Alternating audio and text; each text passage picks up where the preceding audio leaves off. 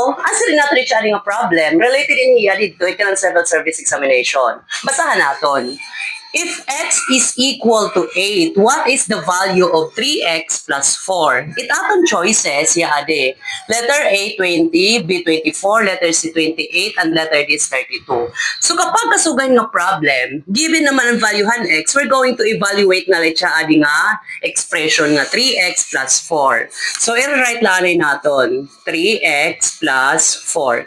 Yan na, i-substitute natin kung ano value it x, which is dinhi nga problem ang iya x is equal to 8 plus 4. Then ya adi, i-multiply ta. 3 times 8 is 24. So 24 plus 4, then 24 plus 4 is equal to 28. Nato niya na answer, itiya ading nga problem is 28. So ano tiya nga letter? That is letter C. So ganun na kadali pag-solve. So ganun nga problem. Gets?